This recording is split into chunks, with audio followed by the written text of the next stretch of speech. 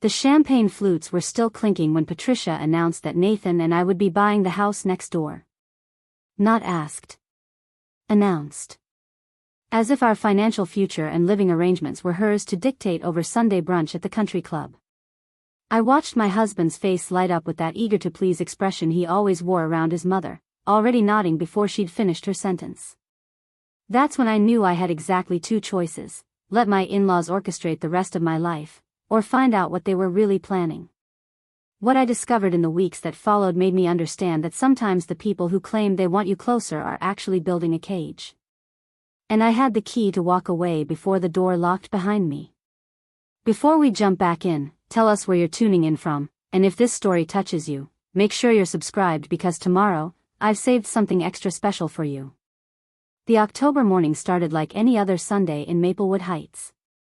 Nathan had been up since dawn, trimming the hedges that separated our modest colonial from the sprawling craftsman next door. I watched him through the kitchen window as I ground coffee beans, noticing how he kept glancing at the for sale sign that had appeared on Mr. Castillo's lawn 3 days earlier. Our neighbor of 15 years was moving to Arizona to be closer to his daughter, and the entire neighborhood had been buzzing about who might purchase the property. The house was a gem, everyone agreed.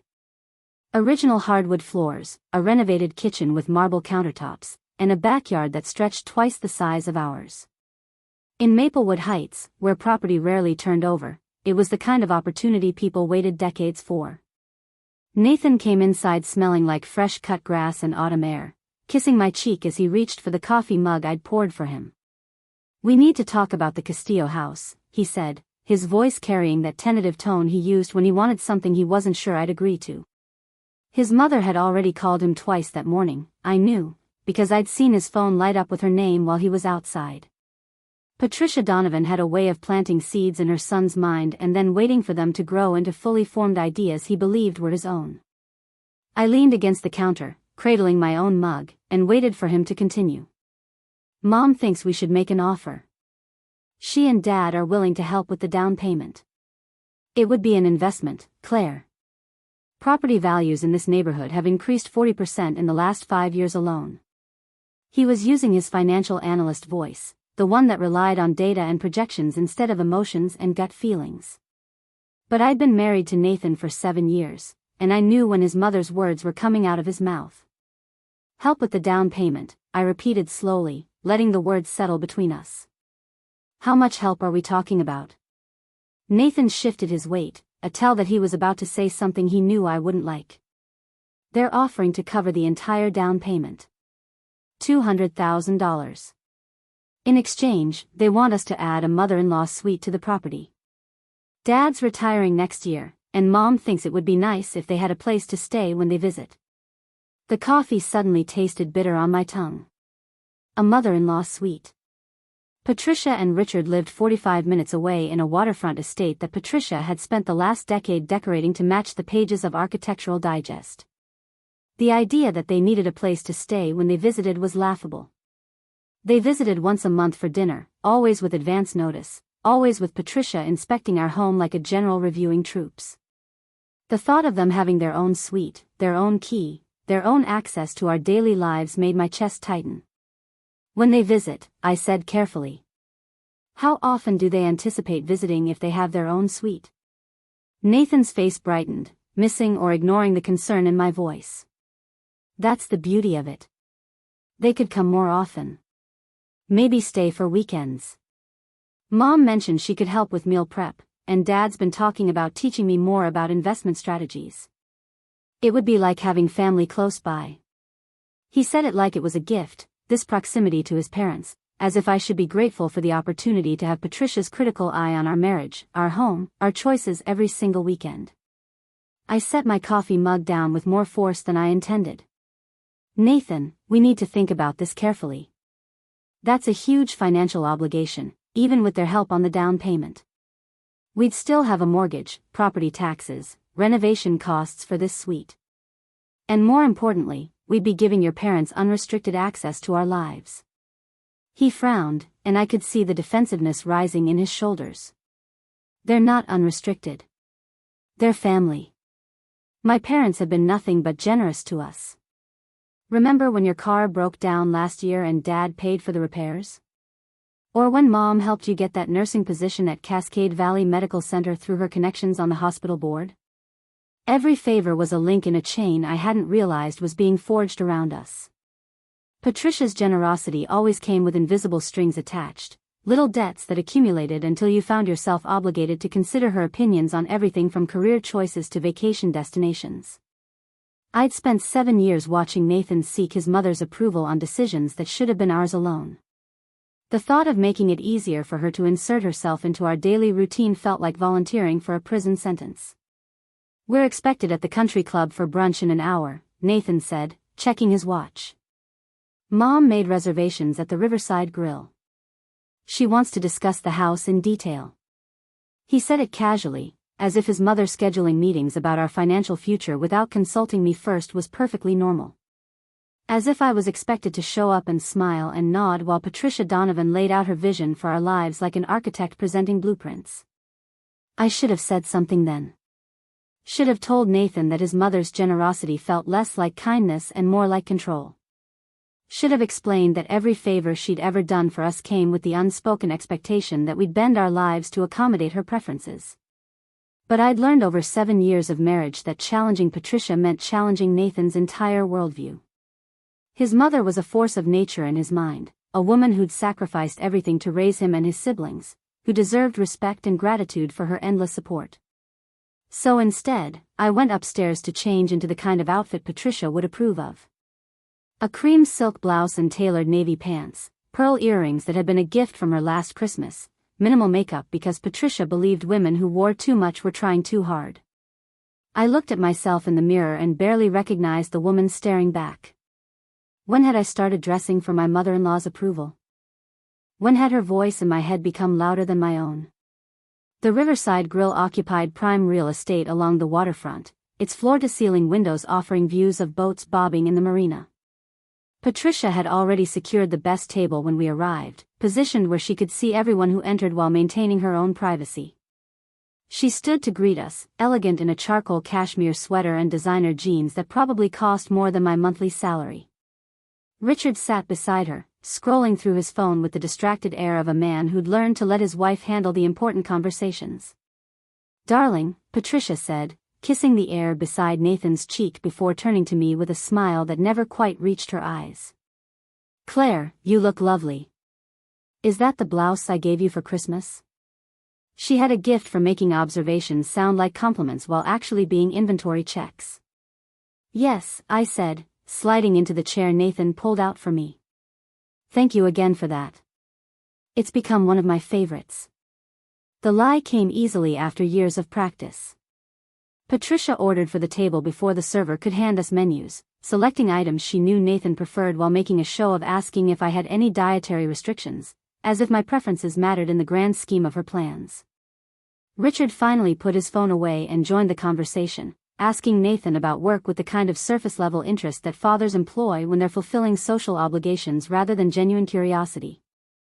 The food arrived quickly, and Patricia waited until we were all served before launching into her prepared speech. I'd learned to recognize the signs over the years. The way she positioned her fork just so on her plate, the slight clearing of her throat, the deliberate eye contact that demanded full attention. "Nathan, Richard, and I have been discussing your future, and we believe the Castillo property represents an extraordinary opportunity."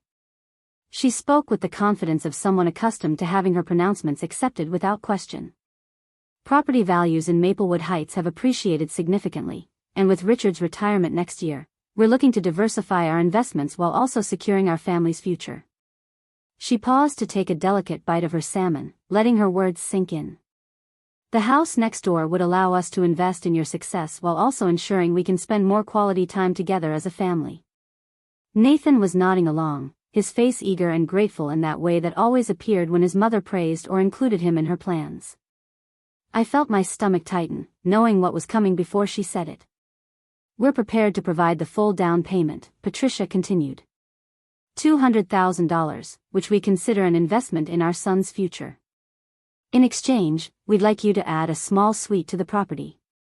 Nothing extravagant, just a bedroom, bathroom, and perhaps a sitting area where Richard and I could stay when we visit." She made it sound so reasonable, so simple, as if she were asking to borrow a cup of sugar instead of fundamentally altering the boundaries of our marriage. "That's incredibly generous," Nathan said, reaching across the table to squeeze his mother's hand. "Claire and I were just discussing this morning how amazing this opportunity is." He looked at me expectantly, waiting for me to echo his enthusiasm, to thank his mother for her boundless generosity and vision. Patricia's eyes met mine, and in that moment, I saw something that made my blood run cold. It wasn't warmth or familial love. It was calculation. The look of someone who just made a chess move and was waiting to see if her opponent understood they were already in check. "I do have some questions," I said slowly, choosing my words with the care of someone navigating a minefield. "What kind of timeline are you envisioning for these visits? And have you thought about how the renovation might impact the property value versus taking on additional debt for the construction?" I kept my voice pleasant, curious rather than challenging, but I watched Patricia's expression shift almost imperceptibly. Preparing and narrating this story took us a lot of time, so if you are enjoying it, subscribe to our channel, it means a lot to us. Now back to the story. A slight tightening around her eyes, a barely noticeable stiffening of her shoulders. "Those are practical concerns, of course," Patricia said, her tone suggesting that practical concerns were beneath the scope of this conversation. "But Richard and I have already spoken with our financial advisor and our contractor. The suite would actually increase the property value significantly. As for visits, we're thinking perhaps once a month to start, maybe more frequently once Richard retires and we have more flexibility." She said it like it was nothing, once a month, as if having your in-laws sleeping 20 feet away multiple times a month was a normal expectation for a married couple. "Once a month," I repeated, and I couldn't keep the edge from my voice this time. "That's quite a bit more than the current arrangement." Nathan shot me a look that said not now, but I'd spent 7 years biting my tongue in Patricia's presence, and something in me had finally reached its limit. "I'm just trying to understand the full scope of what we'd be committing to. Both financially and in terms of our family dynamics." Patricia set down her fork with deliberate precision. "Claire, I understand that this is a lot to process. But surely you can see the benefits of having family close by. Think about when you and Nathan decide to have children. Wouldn't it be wonderful to have experienced grandparents nearby to help?" She deployed her secret weapon, the grandchildren card, knowing that Nathan desperately wanted kids and that I'd been hesitant about the timing. Now she was painting a picture where her constant presence would be framed as helpful rather than intrusive. The conversation continued around me as Patricia outlined her vision in greater detail. The suite would go in the back of the house, overlooking the garden.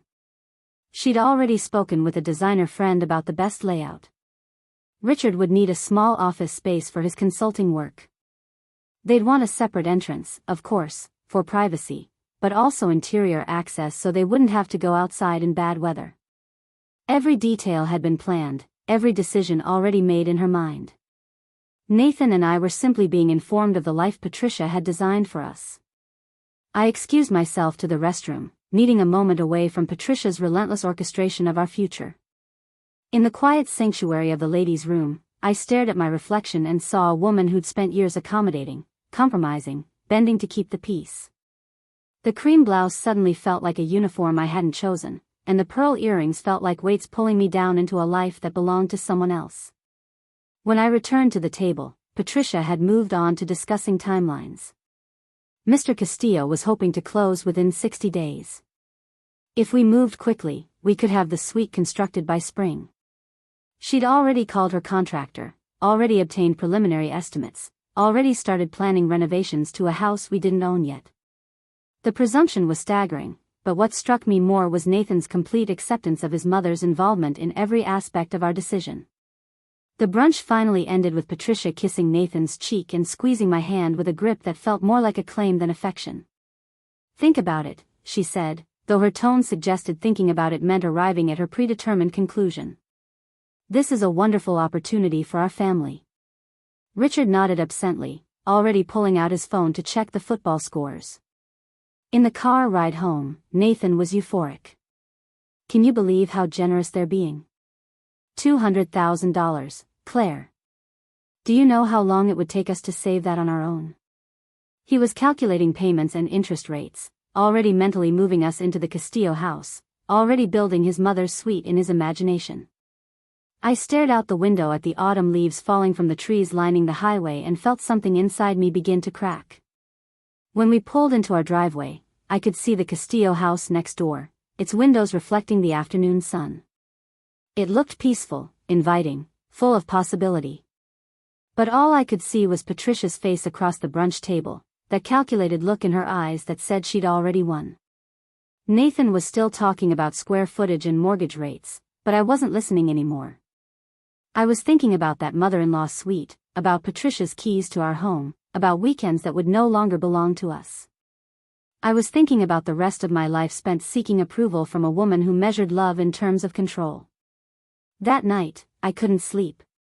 Nathan dozed peacefully beside me, dreaming probably of his perfect expanded property and his parents' approval. But I lay awake staring at the ceiling, feeling the walls of a beautiful trap closing around me. By morning, I'd made a decision.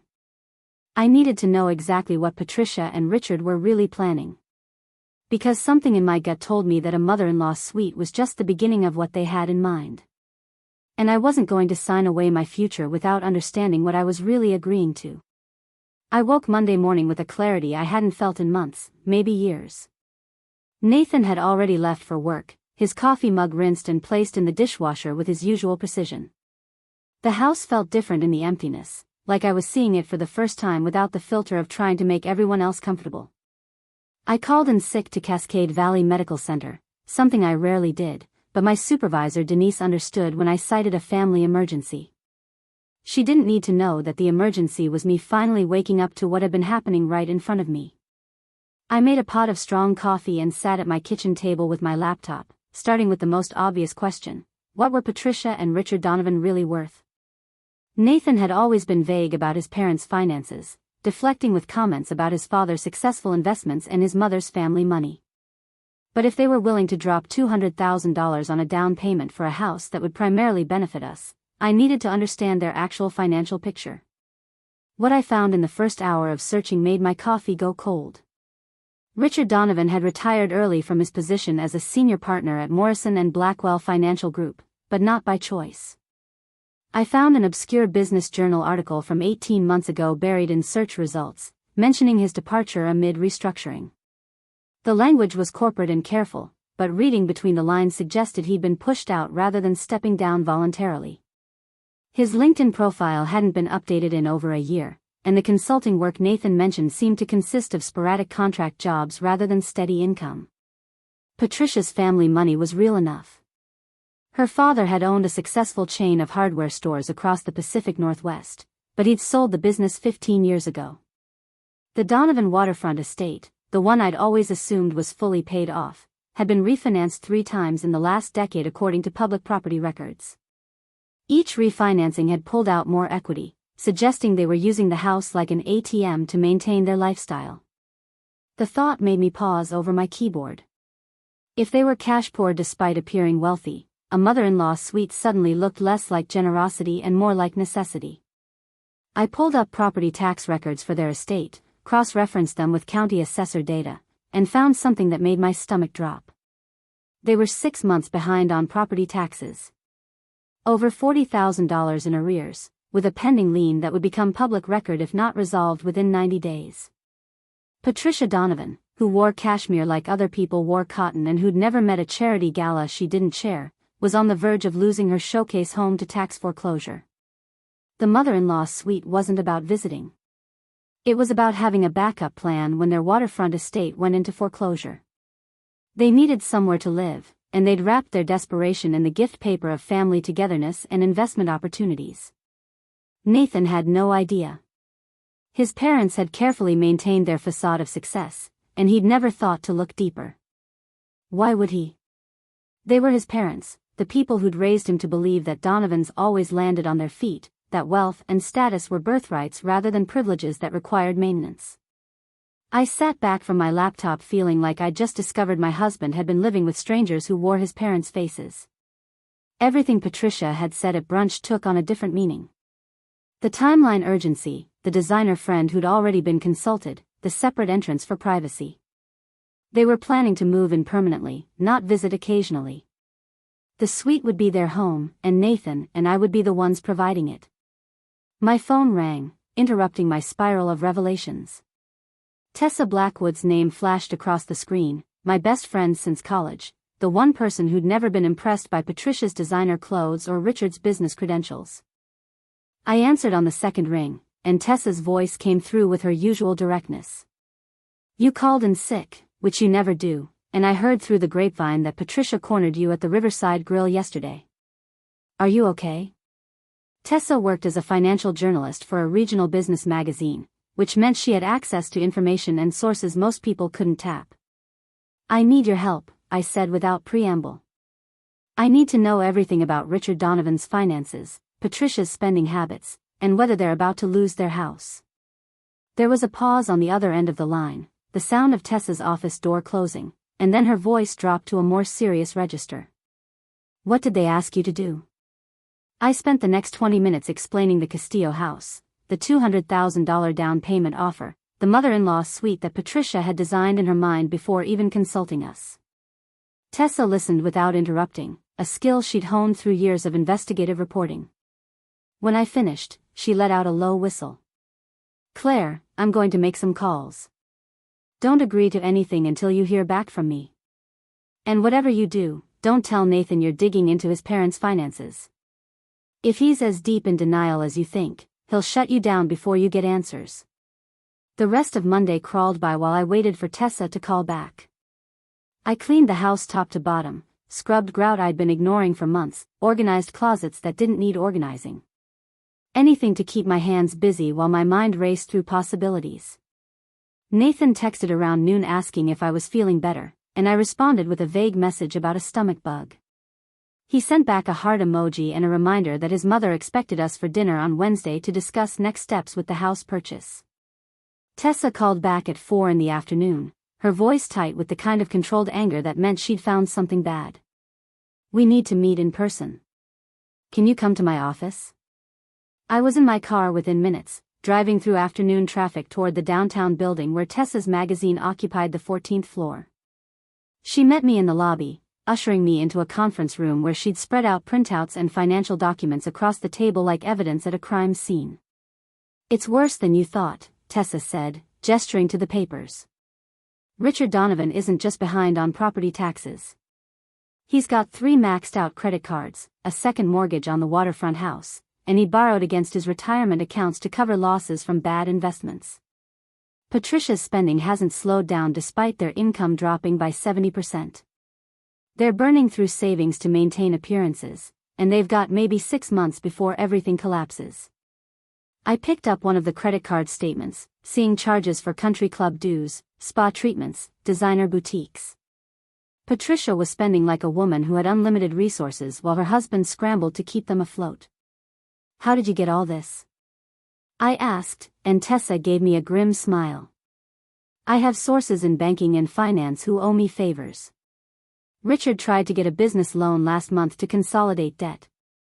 He was denied by 4 different lenders. His credit score is in the toilet, and every bank in the region has flagged him as high risk. The Castillo house purchase wasn't an investment in Nathan's future. It was a lifeboat for Patricia and Richard, a way to secure housing before their creditors came calling. The $200,000 down payment they were offering probably didn't exist, or if it did, it was the last of their liquid assets being gambled on one final play to maintain their lifestyle. They were planning to live in that suite permanently, contributing nothing to the mortgage or expenses, while Nathan and I shouldered the financial burden of keeping them housed and comfortable. "What happens if I say no?" I asked, already knowing the answer. Tessa leaned back in her chair, her expression sympathetic. "They lose everything within a year. The waterfront house goes into foreclosure, their credit is destroyed, and they'll have to drastically downsize or move in with family. Which means Vanessa or Greg, and I'm guessing neither of them has room or interest in housing parents who've been living beyond their means." Nathan's sister Vanessa lived in a tiny apartment in Portland, working as a yoga instructor and barely making ends meet herself. His brother Greg had 3 kids in a crowded house in Seattle and a wife who'd made it clear she had no interest in an extended family living situation. Nathan was the logical choice, the successful son with the stable marriage and the house in the good neighborhood. Patricia had been grooming him for this role his entire life, praising his responsibility, rewarding his compliance, making sure he understood that good sons took care of their parents. I drove home as the sun set, painting the sky in shades of orange and pink that felt inappropriate for the darkness I was carrying. Nathan's car was already in the driveway when I pulled up, and I could see him through the kitchen window starting dinner preparations. He looked up and waved when he saw me, his face brightening with genuine pleasure at my return. The man I'd married was still in there somewhere, underneath the layers of conditioning his mother had spent 38 years applying. "How are you feeling?" Nathan asked when I came inside, immediately moving to pour me a glass of water with the attentiveness he'd always shown when I was sick. His concern was real, his care genuine, and it made what I needed to do so much harder. "I'm better," I said, accepting the water and taking a seat at the island. "Nathan, we need to talk about the house situation. About your parents' offer." He turned from the stove where he was sautéing vegetables, his expression shifting to defensive before I'd even said anything challenging. "I know you have concerns, but Claire, this is an incredible opportunity. My parents are being extraordinarily generous." "The generosity," I said carefully, choosing my words like stepping stones across a river, "comes with strings attached. Have you thought about what it means to have them living next door?" "Not visiting, Nathan. Living there permanently." "They wouldn't be there permanently," he said, but his voice lacked conviction. "It's a suite for visits, maybe extended stays during the winter months. Mom mentioned Dad might want to avoid the wet season since his arthritis has been bothering him." Every word was Patricia's, I realized. Every justification and explanation had been planted in Nathan's mind so carefully that he believed they were his own thoughts. She'd spent decades training him to see her needs as reasonable, her requests as natural extensions of family obligation. I pulled up the property records on my phone, turning the screen toward Nathan. "Your parents are 6 months behind on property taxes. They've refinanced their house 3 times in 10 years. Your father's credit score is below 600, and he's been denied for debt consolidation loans by multiple banks. The mother-in-law's suite isn't for visits, Nathan. It's because they're about to lose everything and they need somewhere to live." The color drained from Nathan's face as he stared at my phone screen. "That's not possible," he said, but his voice was shaking. "Dad's a financial advisor. He managed investments for Fortune 500 companies. Mom's family has money. They're not in financial trouble." The denial was so complete, so fundamental to his identity, that watching it crack felt like witnessing something sacred shatter. I spent the next hour walking Nathan through everything Tessa had found. The credit card debt, the failed loan applications, the spending that continued despite plummeting income. I showed him Patricia's charges at Nordstrom and Neiman Marcus, country club bills for a membership they couldn't afford, spa treatments and charity gala tickets purchased while property taxes went unpaid. With each revelation, Nathan's face grew paler, his hands gripping the kitchen counter like he needed support to stay upright. "Why didn't they tell me?" he finally whispered, and the betrayal in his voice cut through my anger at his parents. "Because telling you would mean admitting failure," I said gently. "Your mother has built her entire identity around being successful, admired, in control. Asking for help directly would shatter that image. So instead, she's manipulating the situation to make it look like generosity when it's actually desperation." Nathan sank into a chair at the kitchen table, his dinner forgotten on the stove. "What do we do?" The question hung in the air between us, weighted with implications. This was the moment our marriage would either strengthen or fracture completely. If I pushed too hard against his parents, I risked pushing him away. If I didn't push hard enough, I'd spend the rest of my life trapped in Patricia's carefully constructed cage. "We get expert advice," I said, sitting down across from him. "Before we make any decisions about the Castillo house, we talk to a financial advisor who doesn't have a personal stake in the outcome. We review our own finances honestly. And we set boundaries with your parents about what we're willing and able to do to help them." Nathan looked up at me, his eyes red-rimmed but clearer than they'd been in months. "You think we should say no to the house?" I think we should say no to letting your parents move in without being honest about their situation and our limitations. If they need help, Nathan, we can explore options. But mortgaging our future to maintain their illusions isn't helping anyone. It's enabling a pattern that's been destroying their finances for years. The words felt harsh leaving my mouth, but they needed to be said. Someone had to love Nathan enough to tell him the truth his parents had been hiding. That night, Nathan called his brother Greg.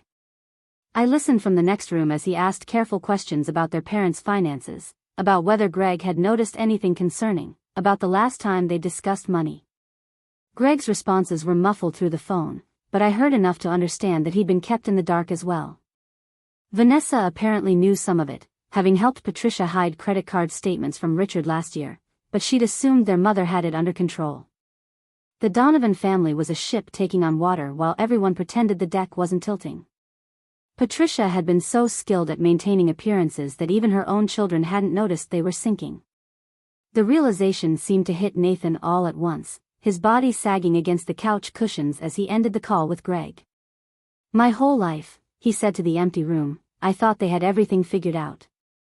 I thought they were the standard I should be reaching for. Wednesday's dinner at Patricia and Richard's became impossible to avoid despite my suggestions that we postpone. Patricia called 3 times through Tuesday, her voice growing sharper with each message Nathan ignored. By Wednesday morning, she'd resorted to texting me directly, a boundary violation she knew would work since I'd never been able to ignore a direct communication. We're expecting you both at 6, her message read. Richard is preparing his special salmon, and we have important documents to review regarding the house purchase. Documents, Nathan said when I showed him the text. She's already drawn up paperwork. The resignation in his voice suggested he was beginning to understand just how far ahead his mother had planned, how little input she'd actually expected from us. We're going, I said firmly, but we're not signing anything tonight. We're going to listen, ask questions, and tell them we need time to consider everything carefully. Nathan nodded, but I could see the conflict written across his face. Disappointing his mother had never been an option in his worldview. Learning to do it now felt like learning to breathe underwater. The drive to Patricia and Richard's waterfront estate took 40 minutes through evening traffic. The house looked spectacular in the fading light, its enormous windows glowing warm against the darkening sky, the landscaped grounds immaculate despite their crumbling financial foundation. Patricia answered the door in cream linen pants and a silk blouse, her hair freshly styled, her makeup perfect. She looked like a woman without a care in the world, and I marveled at her ability to maintain the performance even when the theater was burning down around her. Darling, she said, kissing Nathan's cheek before turning to me with a smile that didn't reach her eyes. Claire, you look tired. Are you feeling all right? The concern was performative, a subtle dig wrapped in motherly worry. I'm fine, I said evenly, stepping past her into the marble foyer that probably cost more than our entire house. Something smells wonderful. Richard appeared from the kitchen, looking older than I remembered from Sunday brunch. The stress was showing in the lines around his eyes, the slight tremor in his hands as he shook Nathan's hand. Good to see you both, he said, his voice carrying forced cheerfulness. Your mother's been excited about tonight all week. Dinner was served in their formal dining room, the table set with china that had been in Patricia's family for generations. Richard's salmon was perfectly prepared, accompanied by roasted vegetables and wild rice pilaf. The meal would have cost $200 at a nice restaurant, and I couldn't stop calculating how much this dinner added to their already crushing debt. Patricia kept the conversation light through the first course, asking about Nathan's work, commenting on neighborhood gossip, carefully avoiding the real reason we were there. It wasn't until dessert that she finally pulled out a leather portfolio from the sideboard behind her. Richard and I have been working with our attorney, she said, opening the folder to reveal a stack of documents. We wanted to make this as simple as possible for you both. She slid papers across the table toward Nathan and me, her movements practiced and confident. This is a gift letter for the down payment, purchase agreement templates, and a preliminary contract for the suite edition. I picked up the gift letter first, scanning the language carefully. The $200,000 down payment was described as a gift with no repayment expected, but buried in the third paragraph was a clause about repayment becoming due if the property was sold within 10 years. Not a gift then, but a loan disguised as generosity. The suite addition contract was even more revealing. It specified that Patricia and Richard would have permanent residency rights in the suite, including access to common areas of the house, with only 30 days' notice required for termination of the arrangement. 30 days' notice, I said aloud, setting the paper down. To remove you from a suite you'd be living in permanently. Patricia's smile tightened fractionally. That's just legal language, Claire. Standard protection for both parties. But we have no intention of overstaying our welcome. We simply want the security of knowing we have a place to retreat to as we age. Richard nodded along with his wife's explanation, but he wouldn't meet my eyes. He knew what they were really asking, and the shame of it was written in his hunched shoulders. Nathan was reading through the documents with his financial analyst brain fully engaged, and I watched as comprehension slowly dawned across his features. Mom, he said carefully, these contracts essentially give you permanent residency with minimal obligation on your part. If Claire and I cover the mortgage, property taxes, insurance, and utilities, what exactly would you be contributing? The question hung in the air like smoke from a gun that had just been fired. Patricia's composure slipped for just a moment, a flash of anger crossing her face before she schooled it back into patient explanation. We'd be contributing family support, Nathan. Help with grandchildren when you have them. Home maintenance that Richard is quite skilled at. The intangible benefits that come from having family close by. She was deflecting, wrapping obligation in the language of love, making it sound like Nathan was being ungrateful for questioning the arrangement. I set down my water glass with deliberate care, drawing Patricia's attention away from Nathan. Those are wonderful things to offer, Patricia, but they don't address the financial reality of what you're asking. Nathan and I would be taking on a mortgage that's nearly double what we currently pay, property taxes that would stretch our budget, and construction costs for a suite that benefits you primarily.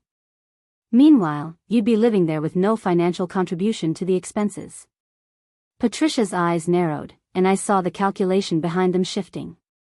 She'd expected Nathan to be the decision-maker, had prepared her arguments for him specifically. Having me challenge her directly was throwing off her carefully rehearsed performance. Claire, I understand you have concerns about money. You've always been rather anxious about finances. But Nathan knows that sometimes you have to take risks to build wealth. This property will appreciate significantly over the next decade. The dismissal was smooth and cutting, reducing my legitimate questions to personal neuroses while simultaneously appealing to Nathan's ego as the financial expert in our relationship. I felt him shift beside me, torn between defending me and reverting to his lifelong pattern of deferring to his mother's judgment. Before he could speak, I pressed forward, pulling out my own phone and opening the documents Tessa had sent me. Speaking of finances, I said, keeping my voice level and professional, I noticed that your property taxes on this house are significantly overdue. 6 months behind, according to public records. I turned my phone screen toward Patricia and Richard, watching their faces drain of color. I also found that you've refinanced this property 3 times in the past decade, pulling out nearly $800,000 in equity. Where did that money go? The silence that followed was absolute. Richard's fork clattered against his plate, and Patricia's face went through a rapid succession of expressions, shock, fury, calculation, before settling on icy composure. How dare you investigate our private financial matters? The words came out sharp as glass shards. What Richard and I do with our assets is none of your concern. It becomes my concern, I replied calmly, when you're asking my husband and me to take on hundreds of thousands in debt based on the premise that you're financially stable enough to contribute meaningfully to a joint living arrangement. You presented this as a generous gift, Patricia. But it's not a gift. It's a bailout. You need somewhere to live because you're about to lose this house, and you're manipulating Nathan into providing it without telling him the truth. Nathan had gone very still beside me, his eyes moving between his mother and me like he was watching a tennis match played with explosives. Patricia's carefully maintained composure was cracking, her hands trembling as she gripped the edge of the table. You have no right, she hissed, her voice low and venomous. You come into this family with your judgments and your suspicions, poisoning my son against his own parents. We have given Nathan everything. We've supported him, guided him, invested in his future. And this is how you repay us? By digging through our private affairs and twisting everything to make us look desperate. Richard finally found his voice, though it came out weak and defeated. Patricia, maybe we should tell them the truth. She whipped around to face her husband with such fury that he actually flinched. Be quiet, Richard. This is between me and our son. She turned back to Nathan, her expression shifting to wounded betrayal. Nathan, sweetheart, you can't possibly believe these accusations.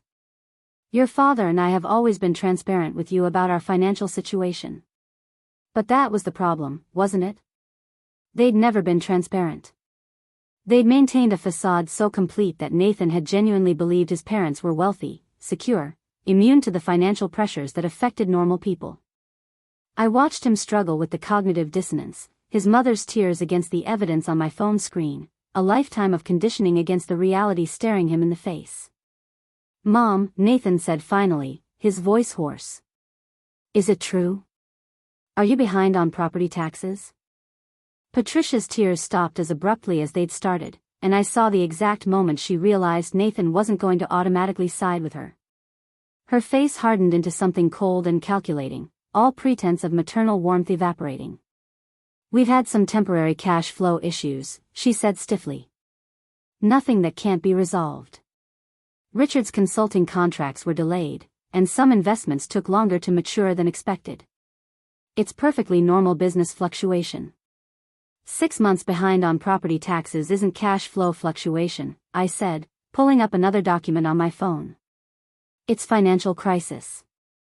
And according to the county records, you're facing foreclosure proceedings if you don't pay $43,000 within the next 60 days. Is that why you're pushing so hard for this house purchase? Because you need somewhere to go when this place is seized? Richard stood abruptly, his chair scraping against the hardwood floor. I need some air, he muttered, walking toward the sliding glass doors that led to their deck. Patricia watched him go with contempt written clearly across her features, and I realized that whatever partnership had once existed in their marriage had long since eroded. He was weak in her eyes, a failure who couldn't maintain the lifestyle she demanded. And now Nathan was being groomed to fill that role, to be the strong provider who would never let his mother suffer the indignity of downsizing. Patricia turned her full attention to me, and the mask was completely gone now. You've ruined everything, she said, her voice shaking with rage. I had this planned perfectly. Nathan would have been proud to help his parents, honored to have us close by. But you, with your snooping and your suspicions, you've poisoned it all. You've always resented the close relationship I have with my son. You've been trying to drive a wedge between us since the day you married him. The accusation was so absurd, so divorced from reality, that I almost laughed. Patricia, I have spent 7 years trying to accommodate your expectations, wearing clothes you approve of, attending events you schedule, biting my tongue when you criticize my cooking or my career or my decision to wait before having children. I have bent myself into shapes I don't recognize to avoid conflict with you. But I will not let you manipulate my husband into financial ruin because you refuse to live within your means. Nathan was staring at his mother like he'd never seen her before, and perhaps he hadn't. The woman sitting across from us bore little resemblance to the poised, generous mother he'd spent his life trying to please. This version of Patricia was desperate and angry, willing to sacrifice her son's financial security to maintain her own illusions. Mom, Nathan said quietly, why didn't you just tell me you needed help? We could have figured something out. We could have talked about options. Because talking about options means admitting failure, Patricia snapped. It means letting everyone know that Richard couldn't maintain our lifestyle, that I married a man who peaked 30 years ago and has been coasting ever since. Do you know what it's like to watch our friends retire to Hawaii and Tuscany while we're scraping together property tax payments? To smile through charity galas while calculating how many credit cards we can max out before someone notices. The admission hung in the air, raw and ugly. This wasn't about family closeness or helping with grandchildren. This was about pride and appearances and Patricia's inability to accept that her life hadn't turned out the way she'd planned. Rather than adapt, rather than make changes, she decided to draft Nathan into propping up her fantasy. And when that plan was exposed, rather than show vulnerability or ask for help honestly, she'd chosen blame and manipulation. "I need to leave," I said, standing up from the table. "Nathan, I'm going home. You can stay and talk with your parents if you want, but I'm done for tonight." Patricia looked momentarily triumphant, as if my departure proved I was the problem, the difficult daughter-in-law who couldn't handle family discussions. But Nathan stood as well, his movement decisive in a way I hadn't seen him be around his mother in years. "I'm coming with you," he said. The drive home was silent except for the sound of rain starting to fall against the windshield. Nathan stared out the passenger window, his reflection ghostly in the glass. When we pulled into our driveway, he finally spoke. "I feel like my entire childhood was a lie. Everything they taught me about success and responsibility and family obligation, it was all just covering up their own dysfunction." "It wasn't all a lie," I said gently, turning off the engine but making no move to go inside yet. "Your parents did provide for you. They did give you opportunities. But they also built their identity around a lifestyle they couldn't sustain, and now they're trying to make that your problem to solve. That doesn't make them evil, Nathan. It makes them flawed people who made bad choices and don't know how to admit it." He was quiet for a long moment, processing years of conditioning in the space of a few hours. "What do we do now?" he asked, and I heard the exhaustion in his voice. "We decide what we're actually willing and able to do to help them," I said. "But we do it with clear eyes and honest numbers, not wrapped up in guilt and obligation. And we set boundaries that protect our marriage and our future." That night, Nathan sat at our kitchen table with a calculator and spreadsheets, going through our actual finances with the kind of ruthless honesty he should have applied from the beginning. Our savings, our retirement accounts, our current mortgage and expenses. When he was done, he looked up at me with defeat written across his face. "We can't afford the Castillo house. Even with their down payment, assuming it actually exists, the mortgage and property taxes would eat up 40% of our income. Add in the construction costs for the suite, and we'd be living paycheck to paycheck with zero financial cushion." I sat down beside him, covering his hand with mine. "So we tell them no. We offer to help them in ways we actually can afford. Maybe we can contribute something toward their property taxes, or help them find a financial counselor who can help them negotiate with creditors. But we don't sacrifice our own stability for their pride." My phone buzzed with a text message from a number I didn't recognize. The message was brief but chilling. "You should know what you're getting into with the Donovans. Call me if you want the full story." There was a phone number attached. I showed Nathan the message, and we stared at it together in the dim kitchen light. Someone else knew about Patricia and Richard's situation, someone who thought we needed more information. I called the number the next morning while Nathan was at work. A woman's voice answered on the second ring, smooth and professional. "This is Simone Winters." I identified myself and asked how she'd gotten my number and what she knew about the Donovans. There was a pause, then a sigh. "I'm a real estate attorney. I represented Patricia and Richard Donovan in their last refinance. I can't share client details, but when I heard through mutual contacts that they were pressuring family members into a property deal, I felt obligated to reach out." "What can you tell me?" I asked, grabbing a notebook and pen. Simone was careful with her words, staying on the legal side of confidentiality while making her concerns clear. "Let's just say that the Donovans have a pattern of using family relationships to solve financial problems. Richard's brother lent them money 5 years ago that was never repaid. Patricia's sister co-signed a loan that went into default. They're skilled at making their problems sound like opportunities for others." I spent an hour on the phone with Simone, taking notes and asking questions. By the end of the conversation, I had a much clearer picture of the Donovan family dynamics. Patricia in particular had a history of identifying people she could leverage, making them feel special and needed, then slowly tightening obligations until they were trapped. Nathan had been groomed his entire life to be her ultimate safety net, the successful son who would never let his mother down. Simone gave me one final piece of advice before we hung up. "Whatever you decide, get everything in writing. Patricia is very good at verbal agreements that shift and change when they're no longer convenient for her. And make sure you consult with your own attorney before signing anything. The Donovan's attorney works for them, not for you. I spent the rest of Thursday gathering more information. I called the county assessor's office to verify the property tax situation. I contacted the contractors Patricia had mentioned and discovered she'd already gotten quotes for the suite construction, nearly $200,000 in addition to everything else. I pulled credit reports for Nathan and myself to make sure there were no surprises lurking in our own financial picture. By the time Nathan came home that evening, I had a complete dossier of information laid out on our dining room table. "This is everything," I said, gesturing to the organized stacks of documents. "Their debts, our budget, the real costs of what they're proposing, alternative options for helping them." Nathan sat down and started reading, his expression growing grimmer with each page. When he finished, he looked up at me with something like relief in his eyes. "You've been protecting us," he said. "While I was trying to make my mother happy, you were making sure we didn't drown." Friday morning, Nathan called his mother and told her we needed to have a family meeting.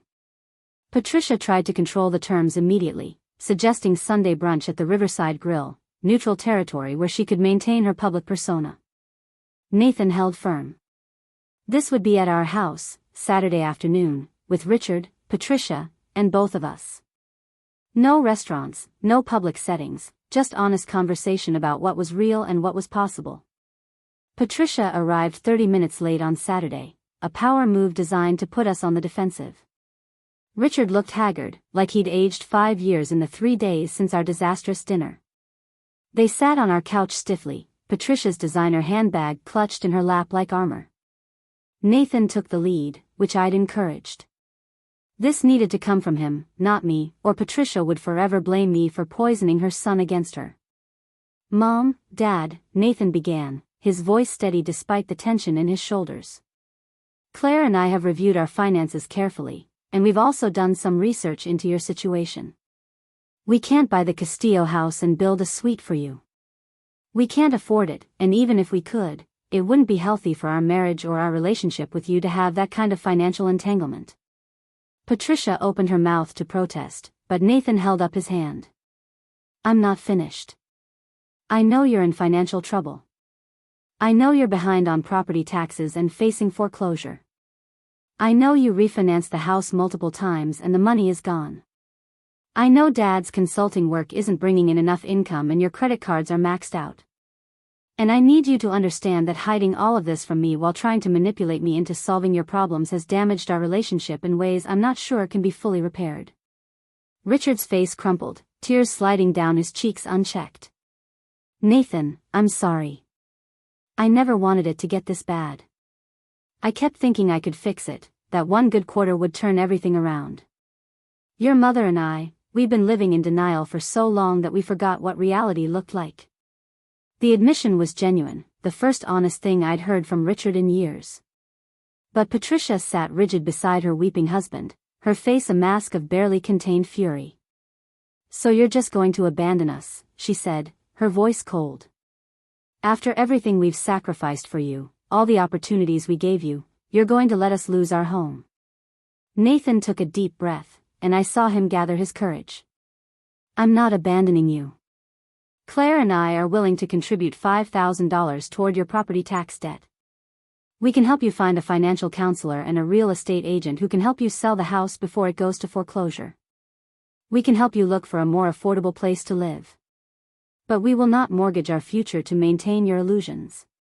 $5,000, Patricia repeated, her voice dripping with contempt. "That won't even cover half of what we owe. You're offering us pocket change while you sit in your comfortable house in your safe neighborhood. You're just like your father, Nathan. Weak. Unwilling to make hard choices to protect family." The comparison to Richard was designed to wound, and I saw it land.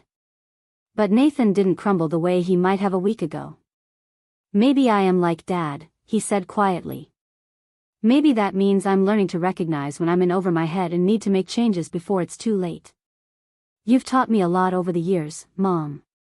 But one thing you never taught me was how to admit when I'm wrong, how to adapt when circumstances change. That's a lesson I had to learn on my own."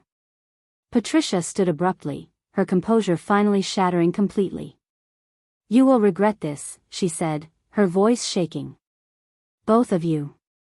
When you need us, when you want us to be part of your children's lives, don't expect us to forget how you treated us in our time of need." Richard stood as well, placing a hand on his wife's arm that she immediately shook off. She stormed toward our front door, leaving her husband to follow in her wake like a shadow of his former self. Richard paused at the door, turning back to look at Nathan with something like pride mixed with his shame. "Your mother will come around eventually," he said softly. "She always does. And for what it's worth, you're making the right choice. I wish I'd had the courage to make it 30 years ago." Then he was gone, leaving Nathan and I alone in our living room with the weight of what had just happened settling around us like fallout. Nathan sank onto the couch, his head in his hands. "I feel like I just cut off a limb," he said, his voice muffled. "Like part of me is missing and I'm not sure how to function without it."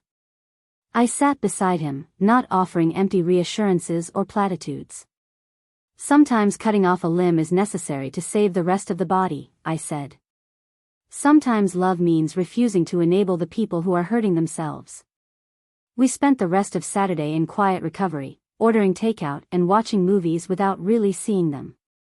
Nathan's phone rang periodically with calls from his mother that he let go to voicemail. Each message was more vitriolic than the last, Patricia cycling through guilt, anger, pleading, and threats with the desperation of someone who just lost her last strategic gambit. By Sunday morning, the calls had stopped, replaced by a single text message: "You are no longer welcome in our home." The text from Patricia should have felt devastating, but instead it landed with the dull weight of inevitability. Nathan stared at his phone screen for a long moment before setting it down on the coffee table with careful precision.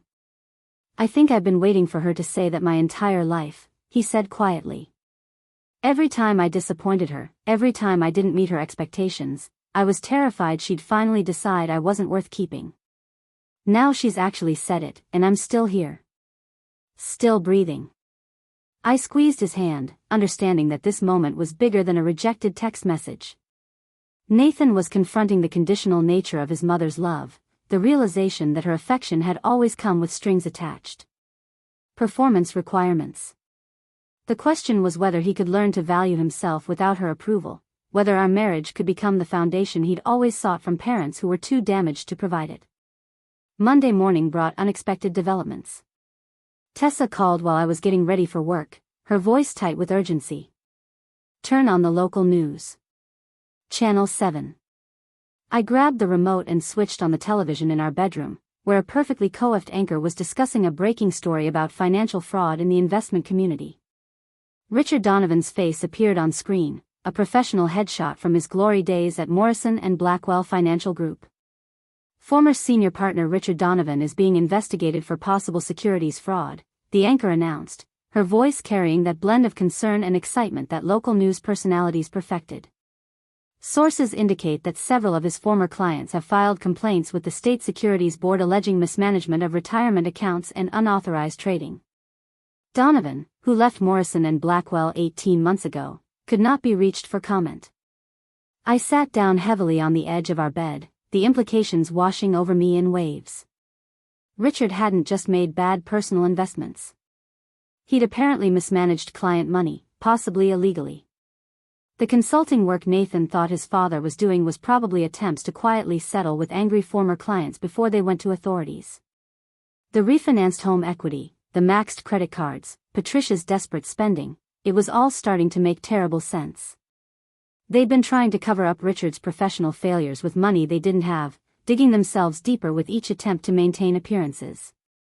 Nathan emerged from the bathroom, toothbrush in hand, and saw my expression. "What happened?" I pointed at the television, where Richard's face was still displayed alongside a phone number for the securities fraud hotline. Nathan's face went pale as he listened to the anchor detail the allegations. Unauthorized trades, high-risk investments in accounts belonging to retirees, missing documentation, potential losses in the millions. "My father isn't just broke," Nathan said slowly, sitting down beside me. "He's potentially going to prison." The reality was somehow worse than anything we discovered through our own research. Patricia's desperation to secure the Castillo house suddenly made even more sense. She wasn't just facing financial ruin. She was potentially facing life as the wife of a convicted felon, the complete destruction of the social status she'd spent decades cultivating. "I need to call Greg," Nathan said, already reaching for his phone. "If this is hitting the news, Vanessa probably knows too. We need to figure out what's real and what's speculation." I left him making calls while I finished getting ready for work, my mind racing through implications and consequences. The $5,000 we'd offered toward property taxes suddenly seemed laughably inadequate for the scope of problems the Donovans were facing. But more than that, I felt a creeping sense of relief that we'd refused the house deal. If we'd gone through with it, if we'd entangled our finances with theirs, we could have been implicated in whatever Richard had done. At the hospital, I moved through my nursing shift on autopilot, checking vitals and administering medications while my thoughts churned. During my lunch break, I called Simone Winters, the real estate attorney who'd warned me about the Donovans. She answered on the first ring, and I could hear the controlled satisfaction in her voice. "You saw the news," she said. "It's worse than what's being reported." I'd been contacted by 3 different attorneys representing Richard's former clients. "They're building a class action lawsuit." "How bad is it?" I asked, though I wasn't sure I wanted to know. Simone was quiet for a moment, weighing her words.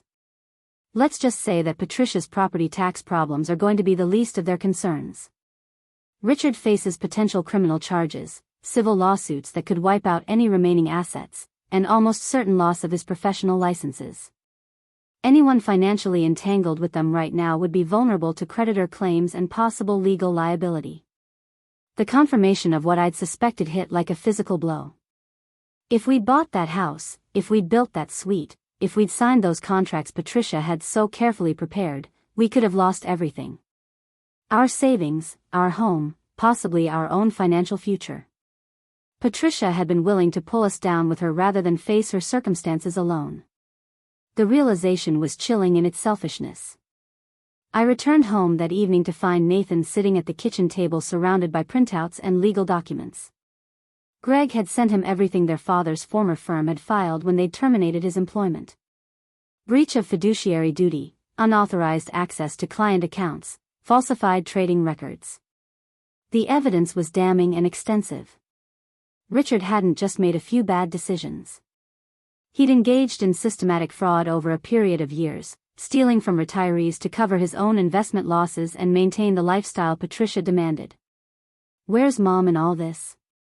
I asked, scanning the documents. Did she know what he was doing? Nathan shook his head slowly. "Greg says she claims complete ignorance. Says Richard handled all their finances and she had no idea he was stealing from clients. But the prosecutors aren't buying it. Some of the money he took went directly to paying off her credit cards and covering her shopping expenses. They're investigating whether she was complicit or willfully blind." The doorbell rang, startling us both.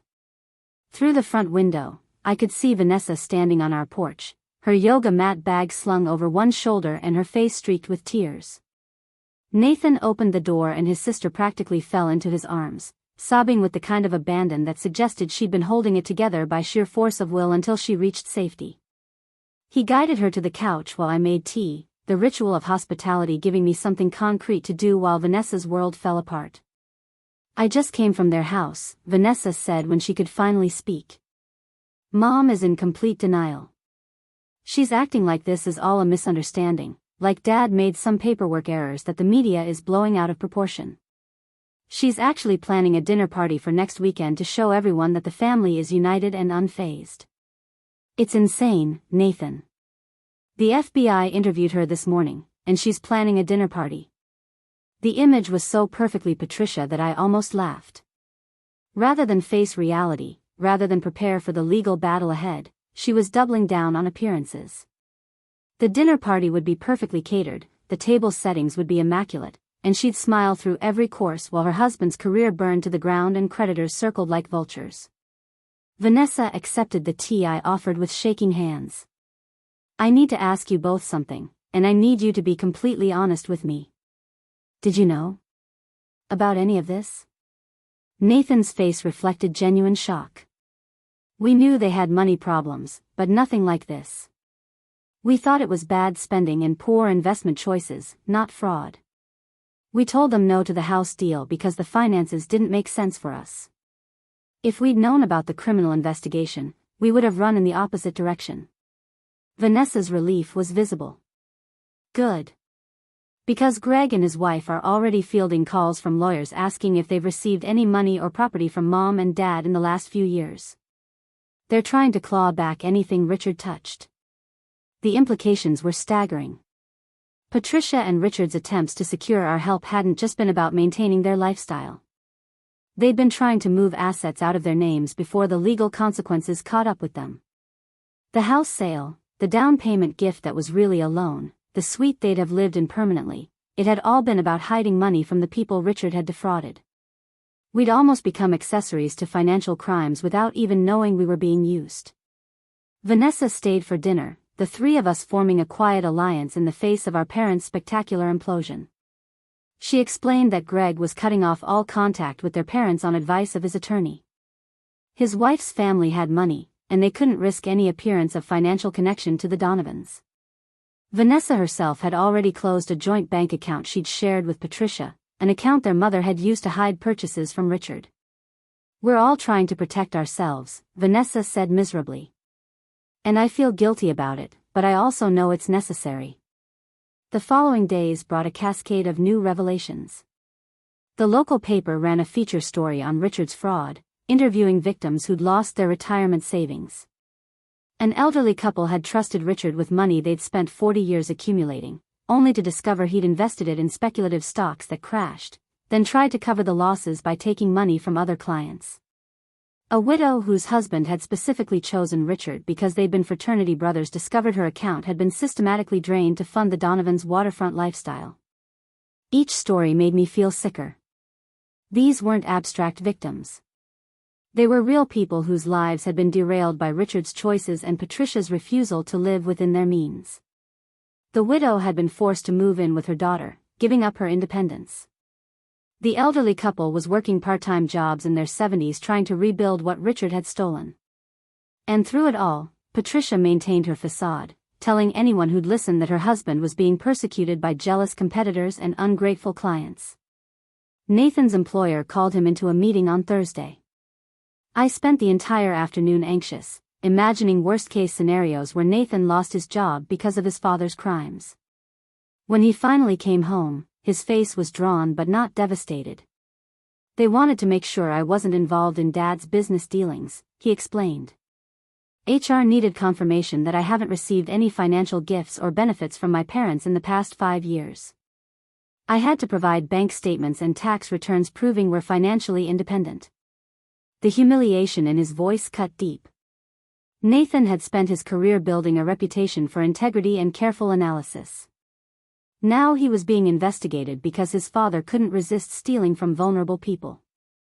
I held him while he processed the indignity of it, the betrayal of discovering that the man he'd admired and tried to emulate was actually a criminal who'd put his own son's career at risk.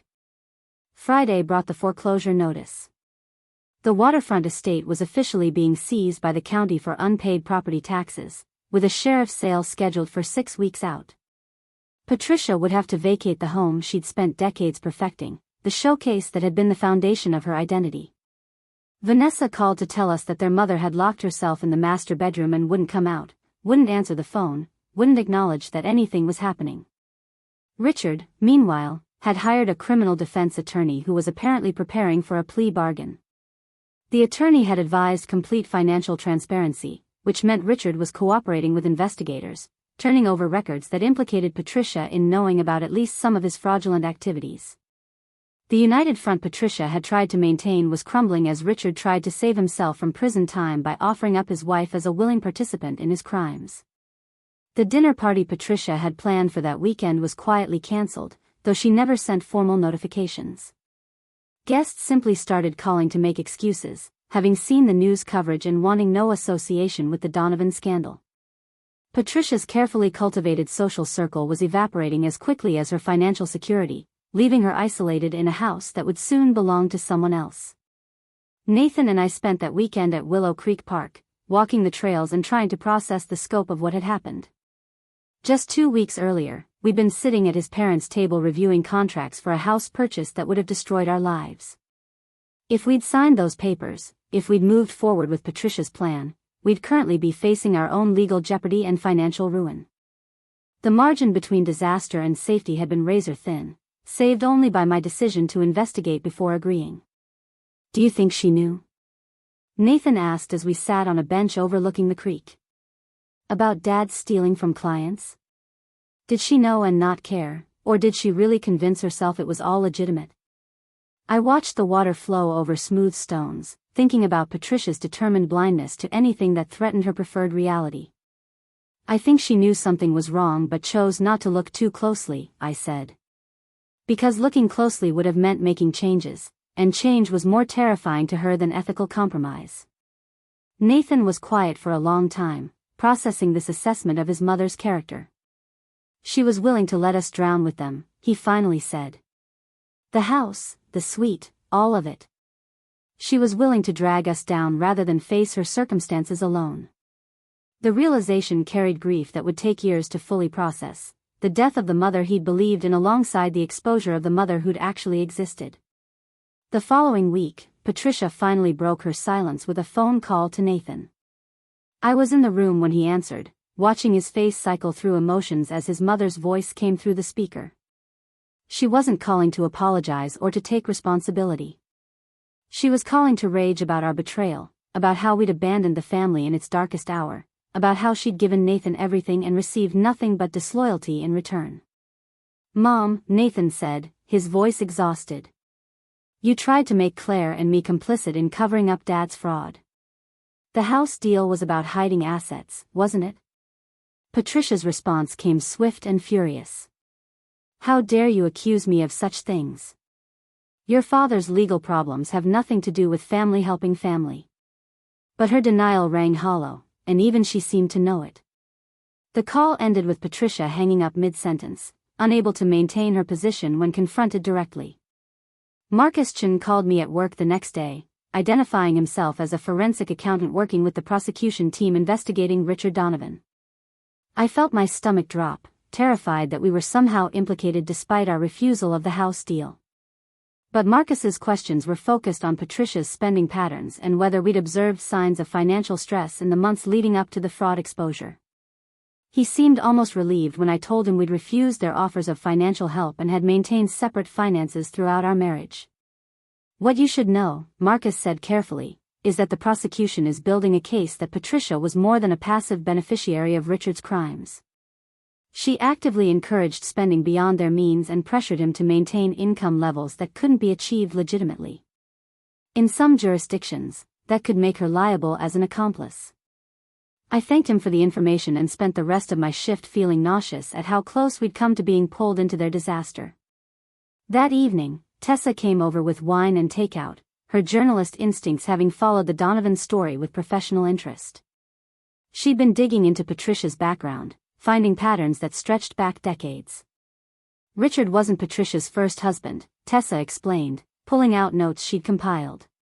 She was married briefly in her early 20s to a stockbroker who declared bankruptcy 18 months into their marriage. Patricia divorced him immediately and walked away clean because she'd kept all assets in her maiden name. The pattern was clear once you knew to look for it. Patricia had always been willing to use people for financial security, then cut them loose when they stopped serving her purposes. Richard had lasted longer than most, but even he was now being sacrificed to save herself from legal consequences. The woman Nathan had spent his life trying to please was incapable of the unconditional love he'd always sought, had always been fundamentally transactional in her relationships. Nathan listened to Tessa's findings with the quiet absorption of someone fitting final pieces into a puzzle. "All those times she praised me for being responsible," he said slowly. "For being the dependable one, the son who made good choices and planned for the future. She was grooming me to be her next financial backup plan. Not because she loved me, but because I was useful." The grief in his voice was profound, the mourning of an entire childhood recontextualized through the lens of manipulation rather than affection. Vanessa called late that night with news that Patricia had been formally charged as an accessory to fraud. The evidence included emails where she'd explicitly pressured Richard to maintain their lifestyle regardless of how he achieved it, along with her signatures on documents moving money between accounts in ways designed to hide losses from clients. She was facing up to 10 years in prison if convicted, though her attorney was already working on a plea deal that would likely result in probation and restitution payments. The waterfront estate sold at the sheriff's auction for barely enough to cover the property tax debt and some of the outstanding liens. Patricia and Richard had to move into a small apartment in a part of town they'd previously dismissed as beneath them, surrounded by the few possessions they'd managed to protect from creditors. Their fall from grace was complete and very public, covered extensively by local media as a cautionary tale about fraud and financial hubris. Greg called Nathan to discuss whether they should maintain any relationship with their parents going forward. His attorney had advised against contact until all legal proceedings were complete, but Greg was struggling with guilt over abandoning them despite their crimes. Nathan was surprisingly clear in his response. They made choices that hurt innocent people, and now they're facing consequences. We can have compassion for them without rescuing them from what they've earned.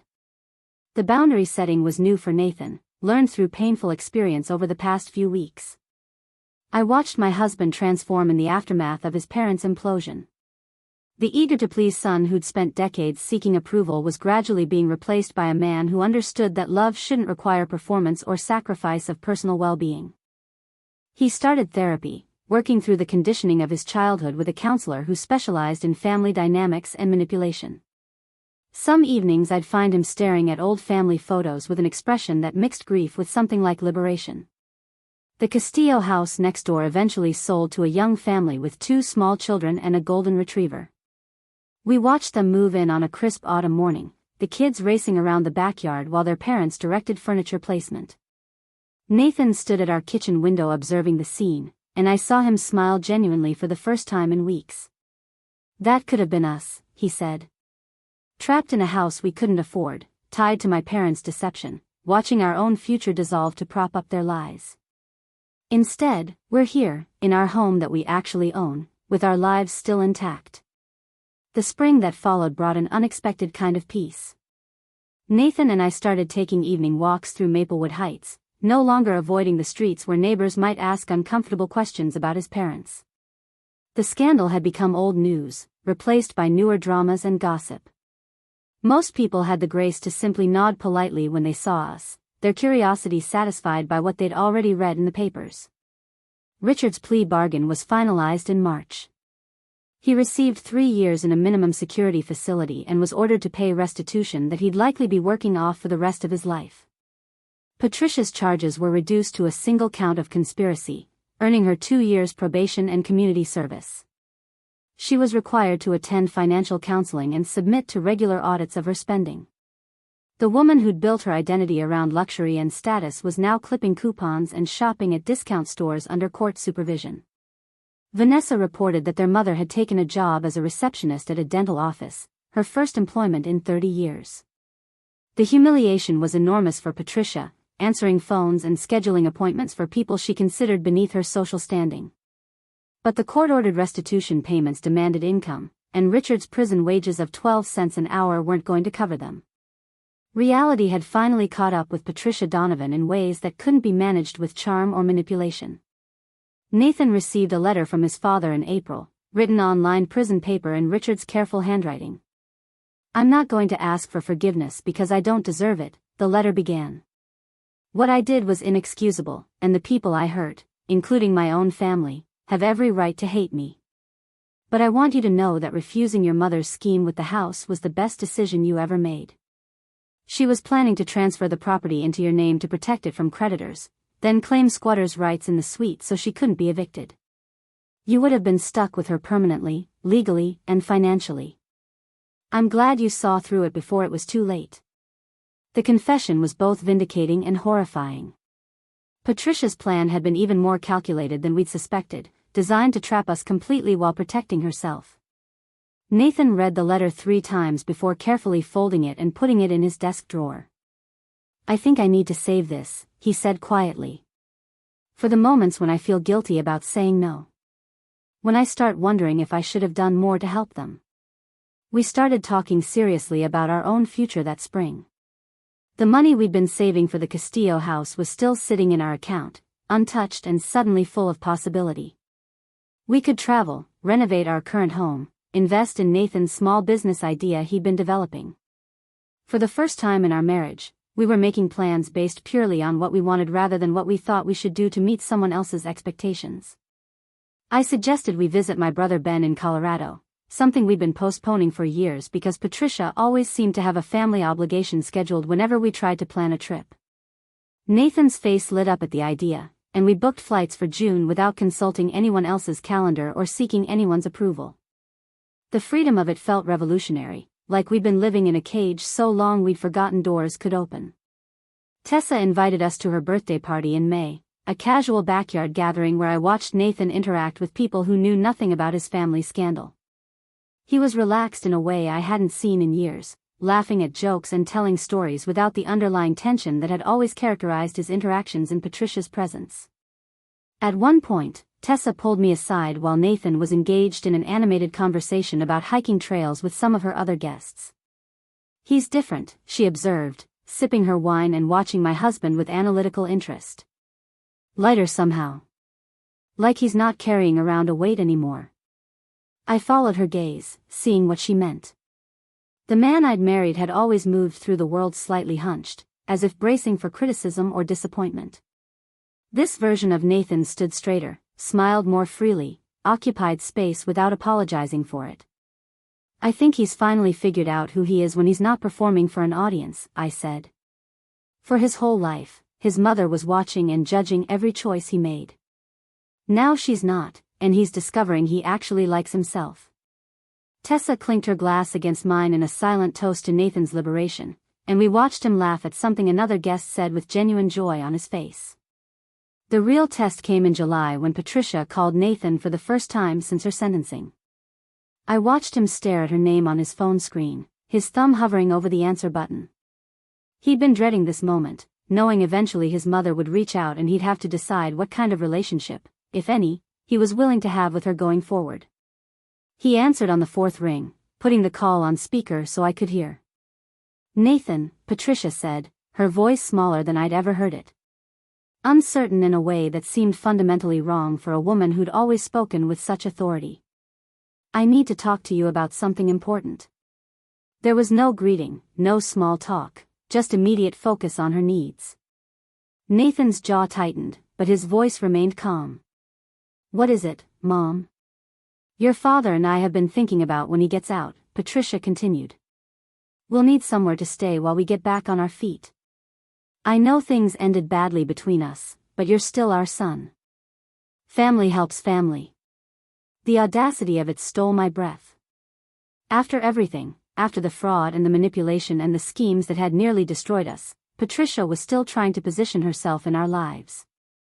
Still trying to make her problems our responsibility to solve. "Mom," Nathan said, and I heard steel in his voice that hadn't been there months ago. "Claire and I are not providing you with housing. Not now, not when Dad gets out, not ever. You tried to trap us in a situation that would have ruined our lives to protect yourselves. That's not family helping family. That's using people who trusted you." The silence on the other end of the line stretched uncomfortably. When Patricia spoke again, her voice had shifted from uncertain to cold. "I see. Your wife has completely poisoned you against us. I hope you're happy with your choice, Nathan. I hope when you're old and need help from your children, they treat you with more compassion than you've shown your own mother." The guilt trip was reflexive, automatic, the tool Patricia had used to control her children for decades. But Nathan didn't flinch. "I hope my children never have to make the choice between protecting themselves and enabling my self-destruction," he replied quietly. "Goodbye, Mom."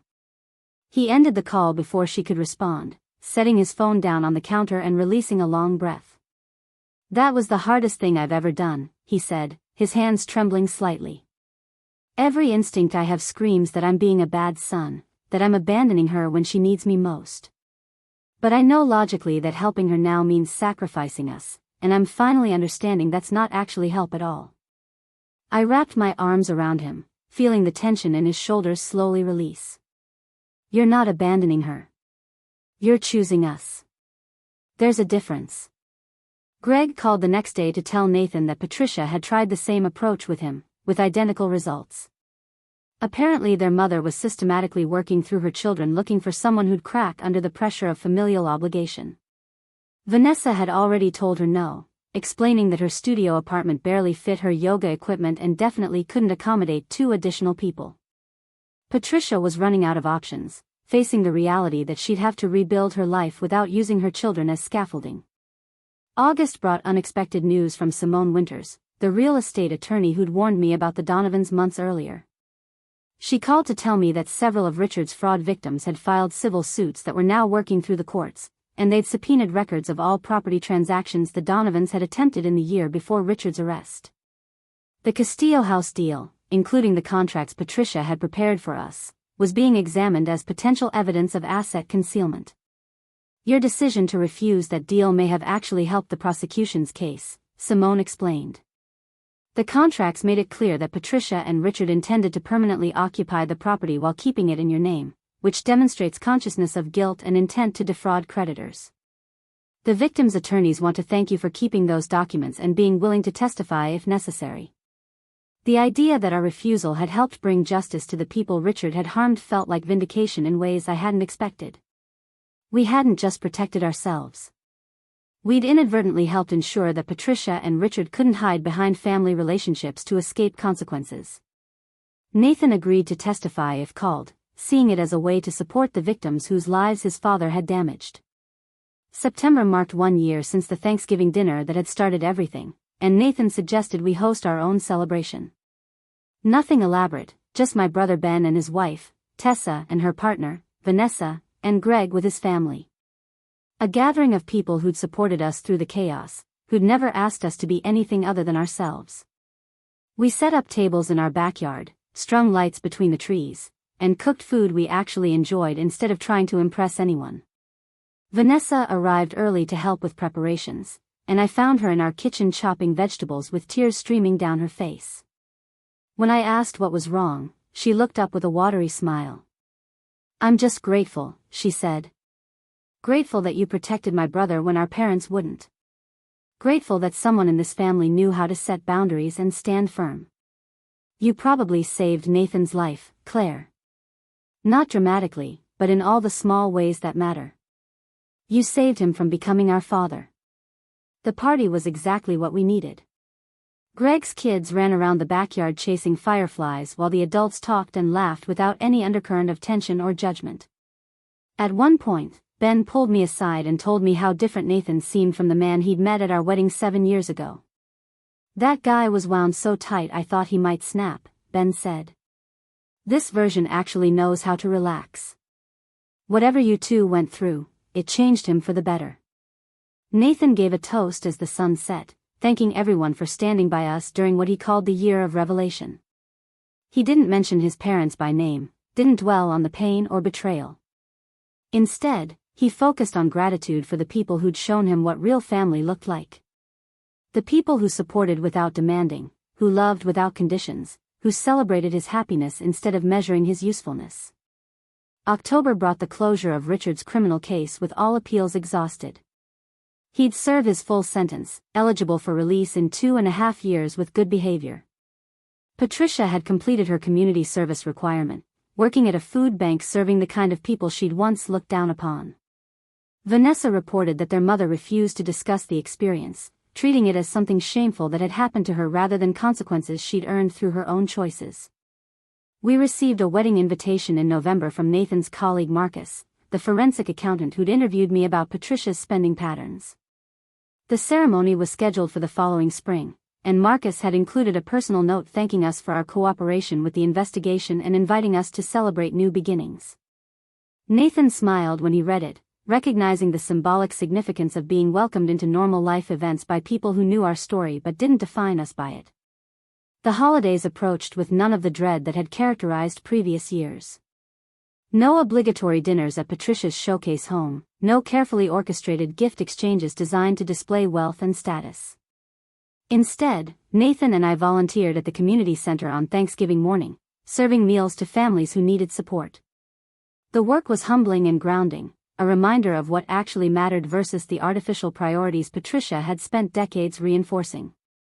We hosted a quiet Christmas dinner with just Tessa, Vanessa, and my brother's family, eating food we'd cooked together and exchanging thoughtful gifts that reflected actual knowledge of each other's interests. Nathan gave me a first edition of my favorite novel, something he'd been searching for months to find. I gave him hiking boots and a guidebook for Colorado trails, planning for the adventures we'd prioritize in the coming year. The entire celebration cost less than one of Patricia's elaborate affairs and meant infinitely more. Vanessa pulled me aside while we were cleaning up after dinner, her expression serious. "I need you to know something," she said quietly. "Mom asked me to convince Nathan to reconcile with her. She wants me to tell him that she's changed, that she's learned from her mistakes, that she deserves another chance." I looked at Nathan's sister, seeing the conflict written across her face. "What did you tell her?" "I told her no," Vanessa said firmly. "Because she hasn't changed. She's just adapted her manipulation to her new circumstances. She doesn't want to rebuild a relationship with Nathan. She wants to rebuild access to his stability and resources. And I won't be part of that anymore." The strength in her voice suggested she'd been doing her own work to break free from Patricia's conditioning, finding her own path toward healthier boundaries. The new year arrived with a sense of possibility rather than obligation. Nathan and I made resolutions focused on our own growth and happiness rather than meeting anyone else's expectations. We planned the Colorado trip for March, researched weekend getaways for the summer, discussed the idea of starting our family when we felt genuinely ready rather than when Patricia thought it was appropriate. Every decision was ours alone, made in the space we'd cleared by refusing to be pulled into someone else's crisis. Richard sent another letter in February, this one shorter and more pragmatic. He'd been working in the prison library, he wrote, helping other inmates prepare for their GED exams. The work gave him purpose and helped him feel like he was contributing something positive for the first time in years. He didn't ask for visits or money or forgiveness. He simply wanted Nathan to know that he was using his time to become someone worth knowing when he was eventually released. The letter felt more genuine than anything Richard had said in decades, stripped of pretense by circumstance and consequence.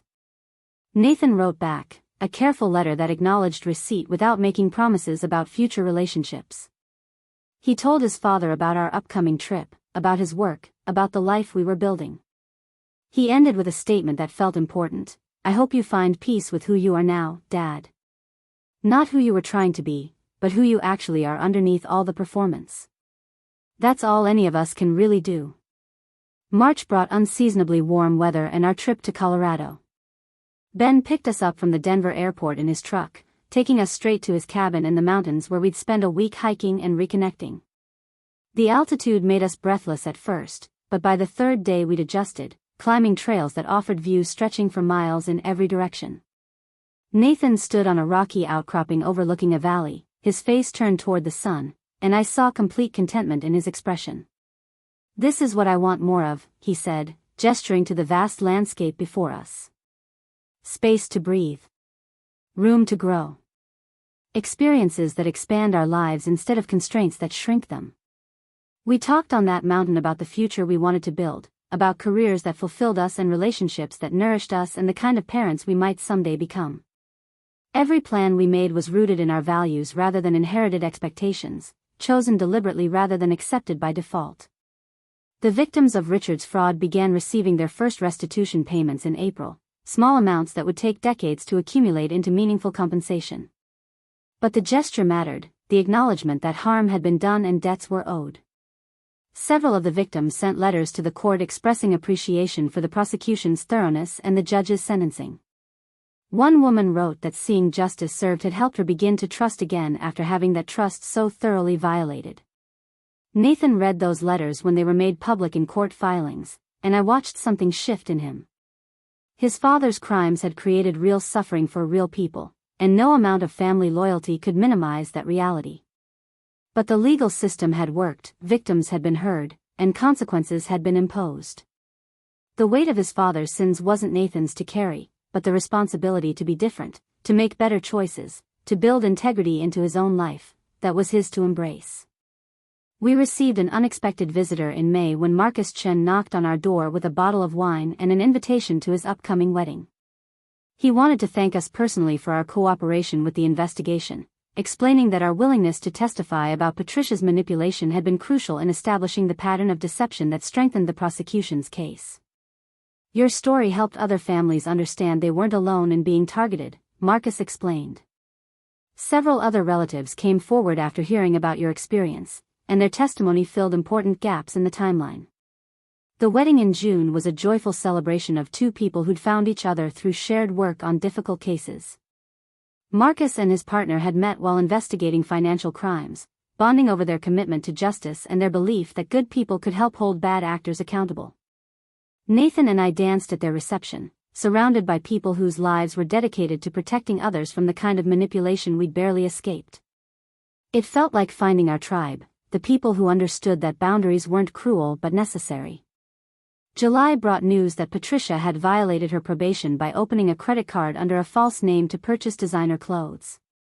The court revoked her probation and sentenced her to 18 months in prison, finally imposing consequences she couldn't talk or charm her way out of. Vanessa called to tell us, her voice carrying a mix of sadness and relief. "Maybe this will finally force her to change," she said, though none of us really believed it. Some people were too committed to their patterns to ever truly transform. Nathan and I celebrated our 8th wedding anniversary in August by renewing our vows in a private ceremony with just Tessa and her partner as witnesses. We wrote new promises to each other, commitments based on who we'd become rather than who we'd thought we should be. Nathan promised to choose our partnership over any external pressure, to communicate honestly even when it was difficult, to build the life we wanted rather than the life others expected. I promised to continue protecting our boundaries, to support his growth, to love him for who he was rather than who his family had tried to make him. The Castillo house next door became a source of unexpected friendship when the new owners invited us to a backyard barbecue in September. Their kids played with the neighborhood children while adults chatted over burgers and beer. The husband mentioned they'd heard about the previous owner's situation and wanted us to know they didn't judge us by association. "We're just glad to have good neighbors," he said simply, and Nathan visibly relaxed, realizing not everyone saw us as extensions of his parents' crimes. October brought the 1-year anniversary of Patricia's call demanding Nathan reconcile and provide housing. He marked the date by making a donation to a nonprofit that helped fraud victims navigate the legal system and rebuild their finances. The symbolic gesture felt appropriate, turning the anniversary of manipulation into an action that supported people who'd been harmed by similar schemes. Every choice Nathan made reinforced the man he was becoming, someone who used his resources to help rather than control. We started talking seriously about starting our family that fall, feeling finally ready to bring children into a life we'd built intentionally. The decision was ours alone, made without input from parents who'd forfeited their right to influence our choices.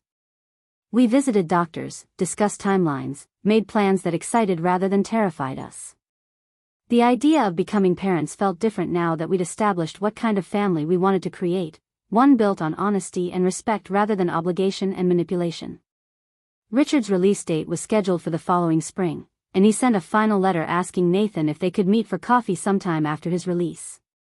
Not at our home, not with any expectation of ongoing relationship, just an opportunity to talk honestly about the past and his hopes for whatever future was possible. Nathan thought about it for weeks before deciding he was willing to have that conversation, not for his father's sake but for his own sense of closure. The last evening of the year found Nathan and me on our back porch wrapped in blankets against the winter cold, watching stars appear in the darkening sky.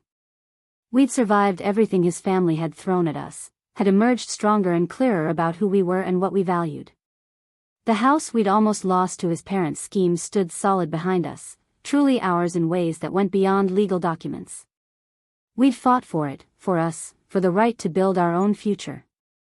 Nathan reached for my hand, threading his fingers through mine. A year and a half ago, I would have signed those contracts without question. I would have let my mother move into our lives permanently because I couldn't imagine saying no to her. Thank you for seeing what I couldn't see, for protecting us when I was too conditioned to protect myself. I squeezed his hand, remembering the woman I'd been at that country club brunch, already feeling the cage closing around me. We protected each other. You learned to set boundaries, and I learned that love sometimes means refusing to enable. We both had to grow.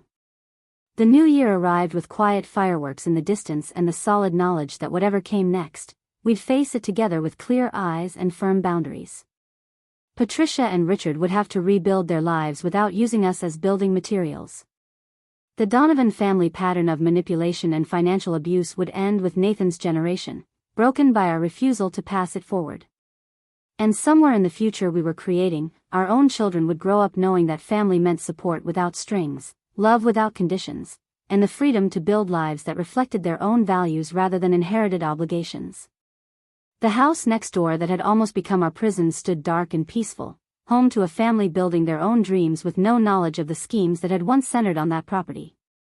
And in our own home, Nathan and I planned adventures and discussed possibilities and built a future that belonged entirely to us. Sometimes the best revenge isn't destruction but simply refusing to be destroyed, choosing to thrive in the space where someone else tried to trap you, and proving that freedom tastes sweeter than any illusion of family obligation ever could. Up next, you've got 2 more standout stories right on your screen. If this one hit the mark, you won't want to pass these up. Just click and check them out.